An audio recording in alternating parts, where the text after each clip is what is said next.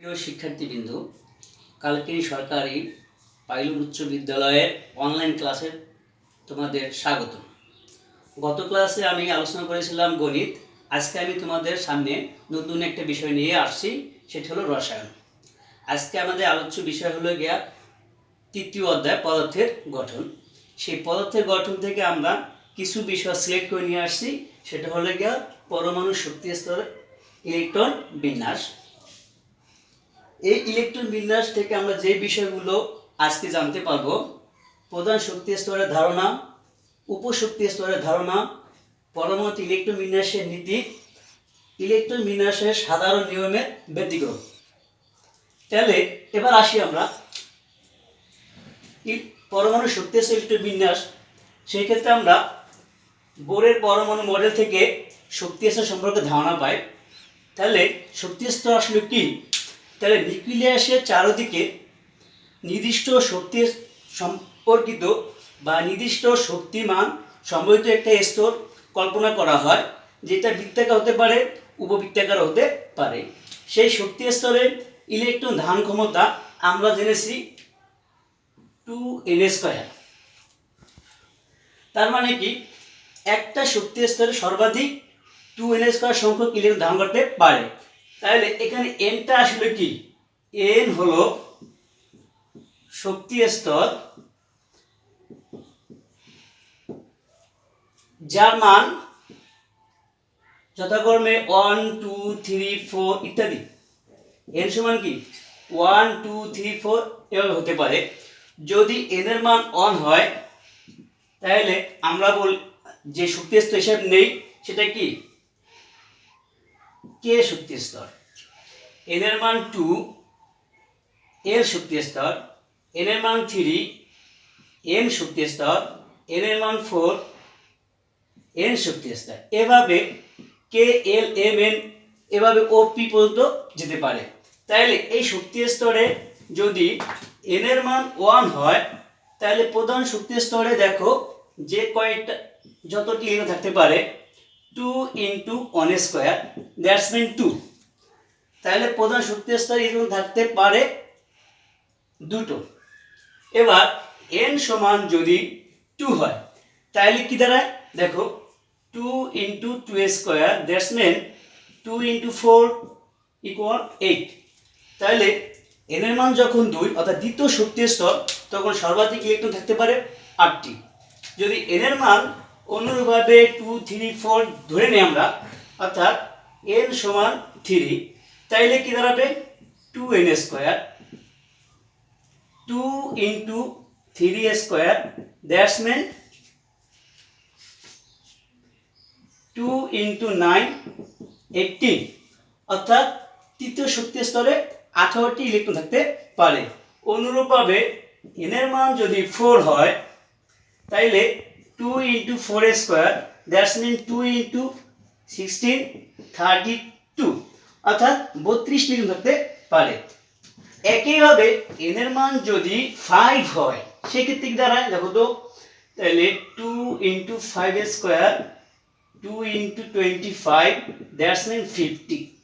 অর্থাৎ দেখলাম যে n এর মান অর্থাৎ প্রধান শক্তি স্তর n এর মান যদি 5 হয়, সেই ক্ষেত্রে আমরা দেখতে পাচ্ছি যে এখানে 50টি পর্যন্ত ইলেকট্রন থাকতে পারে। এবার দেখো এই nটাকে আমরা বলি অরবিট। অরবিটের সংজ্ঞাটা এভাবে: পরমাণু নিউক্লিয়াসে যে এলাকা জুড়ে বা যে এলাকায় ইলেকট্রন আবদ্ধ করে সেটাকে আমরা বলি কি? প্রধান শক্তি স্তর। এই প্রধান শক্তি স্তরকে আমরা আবার একাধিক শক্তি স্তরে ভাগ করতে পারি, যেটাকে আমরা বলি কি? উপশক্তি স্তর। অর্থাৎ প্রধান শক্তি স্তর n দ্বারা প্রকাশ করা হয়। উপশক্তি স্তর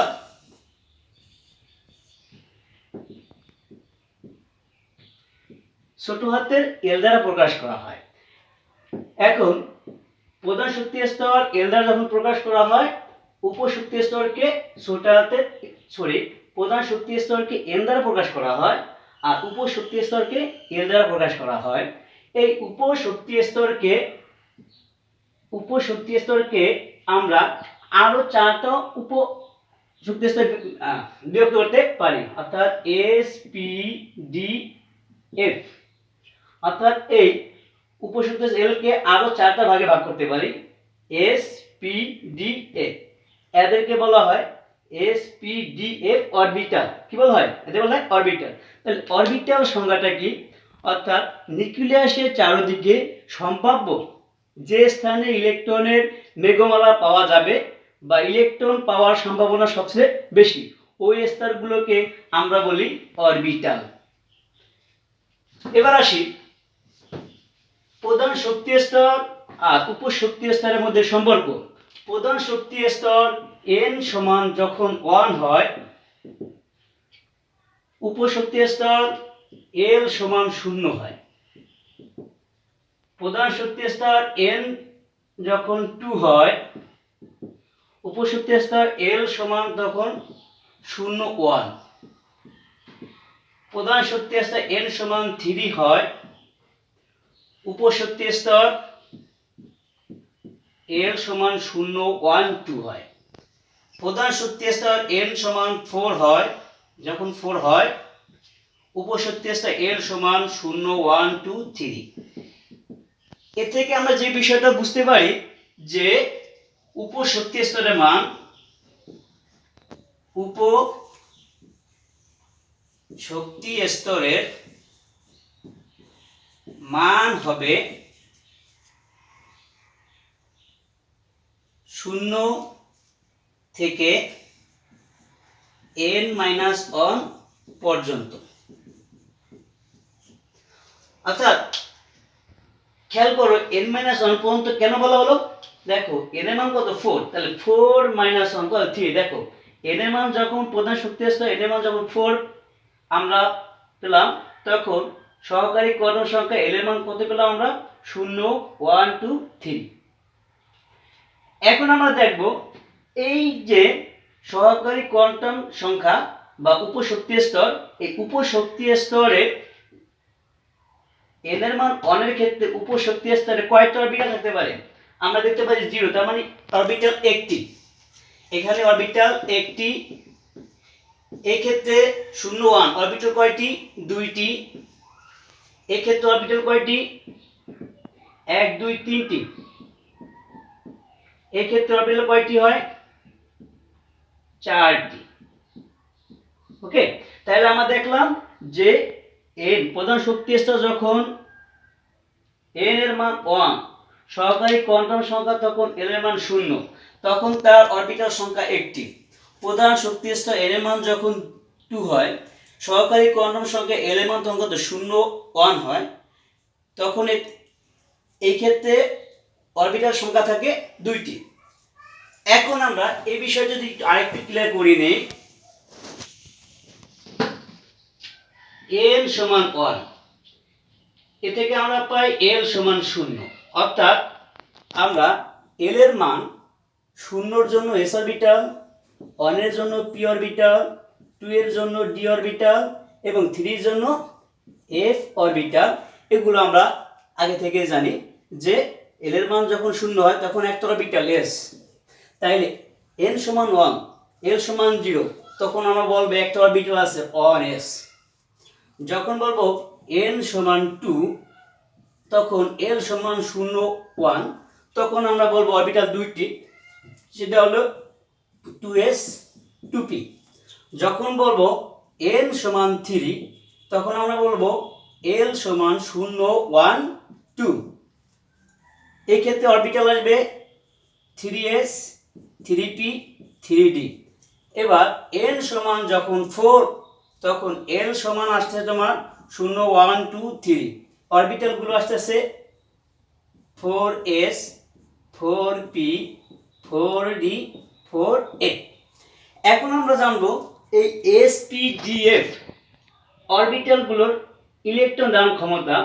আমরা জানি s অরবিটালে সর্বাধিক 2টি ইলেকট্রন থাকতে পারে, p অরবিটালে সর্বাধিক 6টি, d অরবিটালে সর্বাধিক 10টি এবং এক অরবিটালে সর্বাধিক 14টি ইলেকট্রন থাকতে পারে। এবার আমরা ইলেকট্রন হিসাব দেখব, অর্থাৎ এক একটা অরবিটালে কতটি থাকতে পারে। তাহলে এক একটা অরবিটালে যে ইলেকট্রন সংখ্যা থাকে সেটা আমরা একটু হিসাব করে নেই।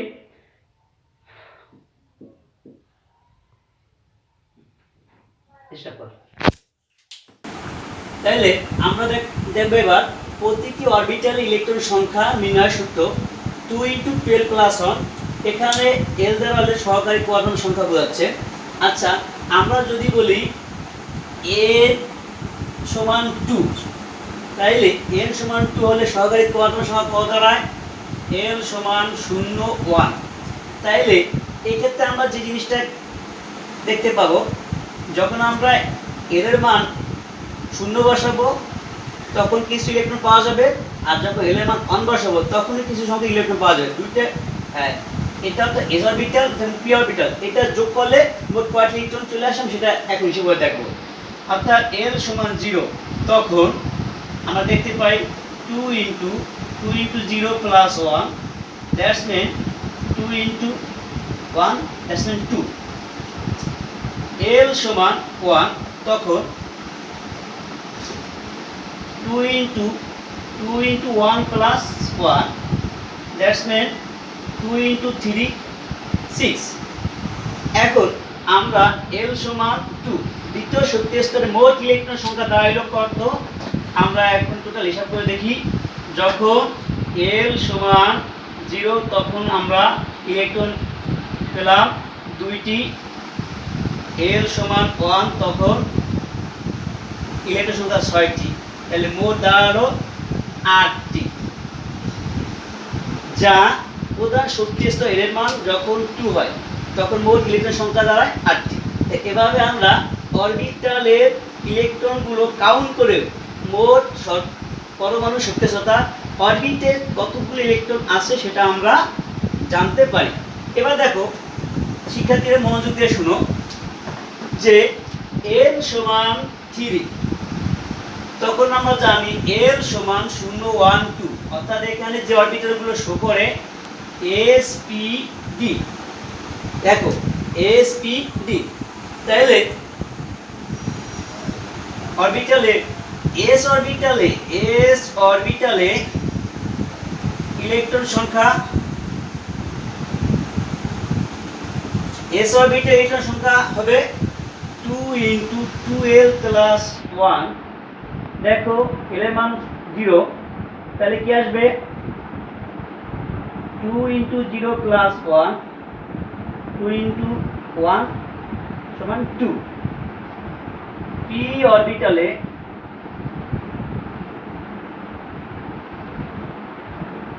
ইলেকট্রন সংখ্যা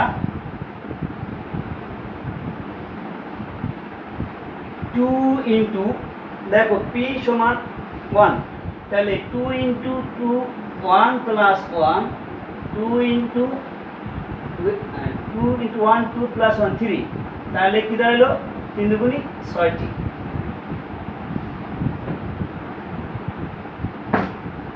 এবার d অরবিটালে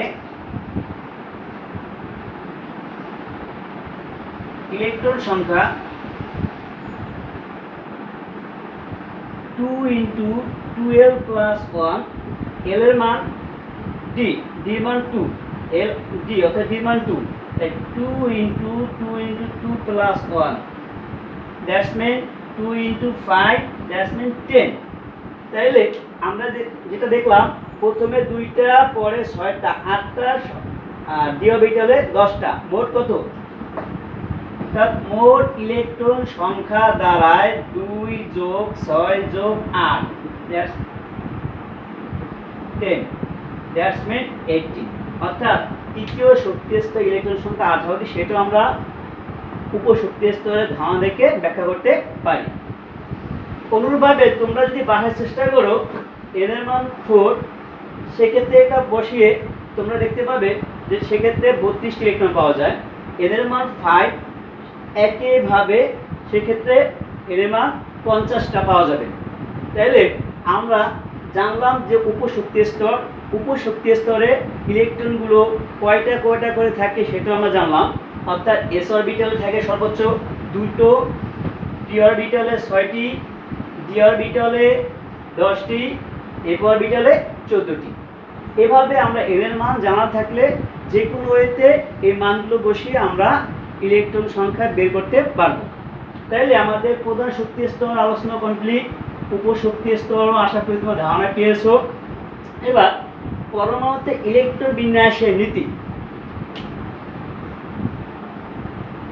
উচ্চ শ্রেণীতে পরমাণুতে ইলেকট্রন বিন্যাসের অনেকগুলো নীতি আছে, তার মধ্যে পরিবর্জন নীতি আছে, আউটবাউক নীতি। আমাদের বইতে অর্থাৎ তোমাদের শ্রেণীতে যে ইলেকট্রন বিন্যাস নিয়ে আলোচনা সেটা আউটবাউ নীতি।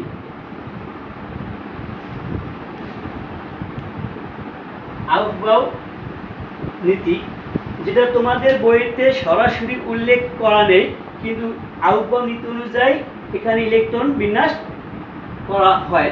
অর্থাৎ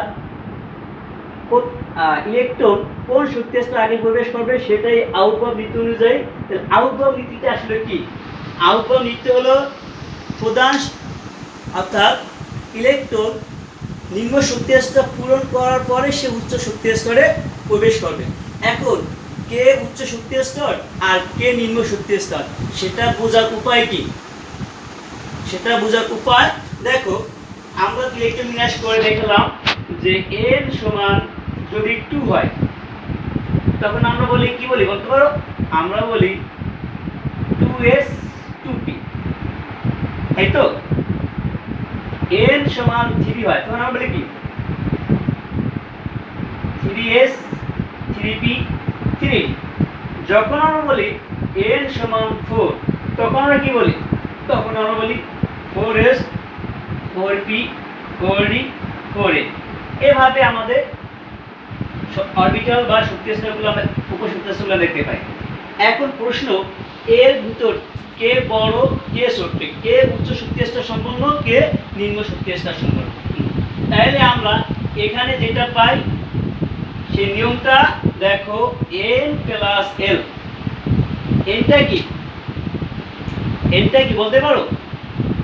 nটা হলো প্রধান শক্তি স্তর আর এটা কি উপশক্তি স্তর। এখন দেখো যদি আমরা চিন্তা করি 3d, তাহলে এই ক্ষেত্রে n কত?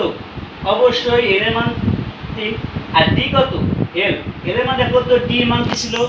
f উপর d সমান ছিল, দেখো l এর মানগুলো যদি আমরা একটু মনে করার চেষ্টা করি, l সমান 0 1 2 3, এই 0 এর রেসপেক্টে s, 1 এর রেসপেক্টে p, 2 এর রেসপেক্টে কি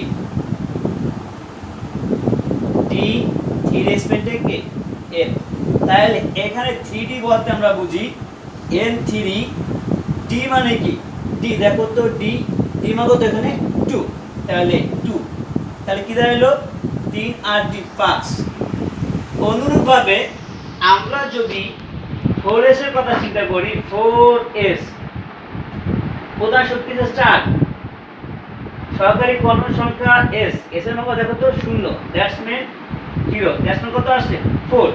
তাহলে 4s এর মান আসছে 4 আর 3d এর মান আসছে 5। এক্ষেত্রে কে বড়? এক্ষেত্রে দেখো 4s এর মান 4 আর 3d এর মান 5, তাহলে আমরা বলতে পারি 5 greater than 4, 5 is greater than 4। তাহলে 5 এর জন্য আমরা বললাম কি 3d আর 4 এর জন্য আছে কি 4s। তাহলে আমরা বলতে পারি 3d শক্তি স্তর বড় আর 4 এর শক্তি স্তর ছোট, অর্থাৎ এটা উচ্চ শক্তি স্তর, এটা কি নিম্ন শক্তি স্তর। তাইলে এই আউটবাউ নীতি অনুযায়ী যদি আমরা শক্তি স্তরগুলোকে দেখাই, অর্থাৎ দেখো প্রথম শক্তি স্তর 1s, দ্বিতীয় শক্তি স্তর 2s 2p, তৃতীয় শক্তি স্তর 3s 3p 3d, 4s 4p 4d 4f, 5s 5p 5d 5f। এভাবে যদি আমরা চিন্তা করি তাহলে আউটবাউ নীতি অনুযায়ী প্রথমে 1s, অনেস থেকে নদীটি অনেস, দেখো এটা ঘুরে আবার কি 2s, এটা ঘুরে আবার 2p, 3s, 3p, এভাবে কি সে কাউন্ট করবে। এটা যদি একটু ক্লিয়ার করে আমরা দেখাই, দেখো 1s, 2s, 2p, 3s, 3p, 3d, 4s, 4p, 4d, 4f, 5s, 5p, 5d, 5a। তাহলে এভাবে আসবে।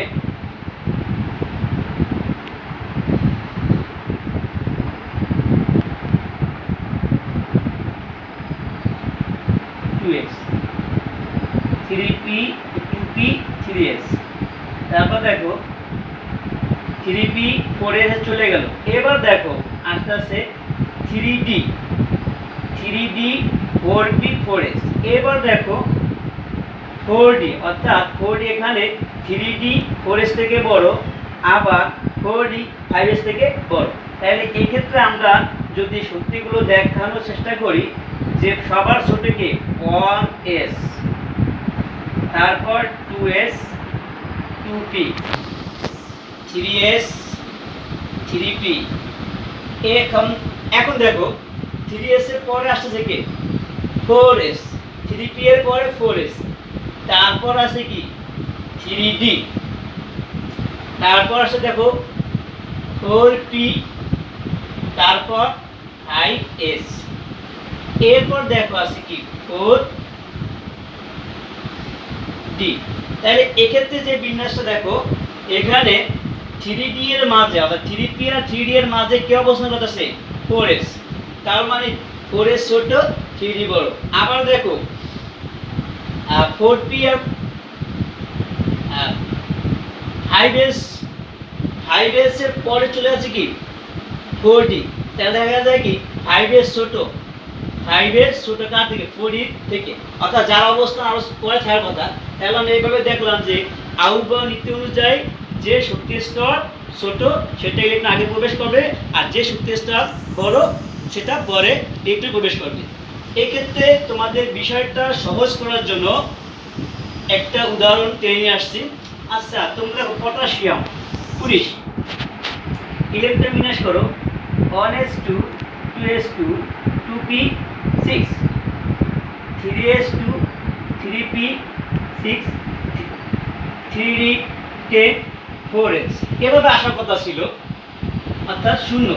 বা আমরা দেখি আমার 9টা 19টা, দেখো 1s2, 2s2, 2p 6, অর্থাৎ 2 আর 2 4, 4 আসছে কত 10, 10 আর 2 12, 12 আসছে কত 18। আমার হাতে আছে কয়টি ইলেকট্রন মনে আছে 19টি। 18টা কমপ্লিট, আমার একটা ইলেকট্রন আসছে, কোথায় যাবে সে কি দিতে আসবে না 4s আসবে। তাহলে আমরা সে আউটবাউন্ড নীতি অনুযায়ী যেটা জানলাম যে 3d বড় 4s কি ছোট, তাহলে এখানে ইলেকট্রন 0, এখানে আসবে 1। তাহলে এটাকে আমরা যদি একটু ফ্রেশ করে নেই তাহলে আমরা দেখতে পারি পটাশিয়াম ইলেকট্রন বিন্যাস 1s2, 2s2, 2p6, 3s2, 3p6, 4s1। অর্থাৎ ডি অরবিটাল ইলেকট্রন প্রবেশ না করে পরবর্তী স্তর অর্থাৎ 4s এর অরবিটাল ইলেকট্রন প্রবেশ করছে। যেহেতু আমরা জানি 3d is greater than 4s, তাই আউটবাউন্ড নীতি অনুযায়ী আগে নিম্ন শক্তি ইলেকট্রন পূর্ণ হবে, দেন উচ্চ শক্তি স্তর। এখন যদি আমরা পরবর্তী প্রশ্ন নিয়ে আলোচনা করি তাহলে আমরা দেখতে পাবো স্বাভাবিকভাবে। এখন আসি তাহলে এভাবে আমরা আউটবাউন্ড নীতি অনুযায়ী পরমাণুতে ইলেকট্রন বিন্যাস নীতি ব্যাখ্যা করতে পারলাম। এখন আসছি আমাদের পরবর্তী অপশন, ইলেকট্রন বিন্যাস সাধারণ নিয়মের ব্যতিক্রম। অর্থাৎ যেভাবে ইলেকট্রন বিন্যাস হওয়ার কথা ছিল সেভাবে না হয়ে কিছু কিছু ক্ষেত্রে ব্যতিক্রম দেখা যায়। এই ব্যতিক্রম কেন দেখা যায় সে বিষয়টা আমি একটু আলোচনা করার চেষ্টা করব। দেখো আমরা জানি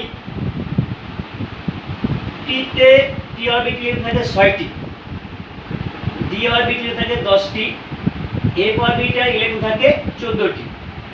এটা তার স্থিতি অবস্থা। এখন আমরা যে বিষয়টা খেয়াল রাখবো, এই পি ডি এফ এই অরবিটাল সমূহ তাদের অরবিটাল সাথে অর্ধপূর্ণ বা পূর্ণ অবস্থা থাকতে চায়, অর্ধপূর্ণ বা পূর্ণ অবস্থায় থাকতে চায়। সেই ক্ষেত্রে তারা কিছু ব্যতিক্রম দেখা বা ব্যতিক্রম ব্যক্ত ঘটে। এখন দেখো, আমরা বললাম যে সে হয় ডি অরবিটাল 3টে অথবা 6টা, ডি অরবিটাল 5টা অথবা 10টা, এফ অরবিটাল 7টা অথবা কত 14টা। অর্থাৎ পি অরবিটাল স্থিতিশীল অবস্থায় আসবে যদি হয় 3টা থাকতে পারে অথবা কি 6টা, আর ডি অরবিটাল হয় 5টি নয় 10টি, এফ অরবিটাল হয় 7টি নয় 14টি। এভাবে পিডিএফ তাদের পূর্ণ বা অর্ধপূর্ণ থাকার ক্ষেত্রে তারা নিয়মে ব্যক্ত ঘটায়। যেমন তোমাদের বইয়েতেই আছে, তোমরা যদি একটু বইটা ফলো করো তাহলে অনেক তথ্য পাবে। যেমন ক্রোমিয়াম Cr24, এই মৌলটা ইলেকট্রোবিন্যাস যদি আমরা করি, দেখো 1s2 2s2 2p6 3s2 3p কত আসছে দেখো, 2 2 4 4 আর 10 10 আর 6 10 আর 2 12 12 আর 6 18 3d4s। তাহলে আমরা যেহেতু জানি 4s অরবিটাল ছোট, তাই আগে পূর্ণ হবে, তাহলে 4s এর 2টি ইলেকট্রন, তাহলে তার স্বাভাবিক দুটো, বাকি থাকে কয়টা 4টা। অর্থাৎ সমস্যা আমাদের এই ক্ষেত্রে যে 3d এবং 4s এই ক্ষেত্রে দেখা যায় 3d কয়টা আছে 4টা। আমরা তো আগেই বলছিলাম যে ইলেকট্রন বিন্যাসের ক্ষেত্রে ডি অরবিটাল পূর্ণ বা অর্ধপূর্ণ থাকতে পছন্দ করে। ডি অরবিটালে ধান ক্ষমতা সর্বাধিক 10টা, সে অর্ধপূর্ণ অবস্থায় ইলেকট্রন গ্রহণ করতে পারে 5টা, অর্থাৎ 5টা। এখানে দেখো স্বাভাবিক নিয়মে ইলেকট্রন বিন্যাস করে আসাতে দেখা যাচ্ছে ডি অরবিটালে মাত্র 4টা, কিন্তু সে যেহেতু সে পূর্ণ বা অর্ধপূর্ণ থাকতে পছন্দ করে, সেই ক্ষেত্রে তার ইলেকট্রন বিন্যাসটা হয়ে যাবে এই ক্ষেত্রে 5, এই ক্ষেত্রে 1, যেটা আউটবাউ নীতিকে সমর্থন করে না। তাহলে এই ক্ষেত্রে আউটবাউ নীতিকে সমর্থন করে না, কেন করে না? সেই ক্ষেত্রে তার ডি অরবিটাল পূর্ণ বা অর্ধপূর্ণ থাকার জন্য। অনুরূপভাবে দেখো কপার Cu29, ইলেকট্রন বিন্যাস যদি আমরা করি 1s2 2s2 2p6 3s2 3p6 3d 4s cp2 বসাই, তো দেখো কয়টা আসছে 2 4 10 12 18 20, বাকি থাকে কয়টা 9টা। এটা স্বাভাবিক নিয়মে তার ইলেকট্রন বিন্যাস হওয়ার কথা ছিল।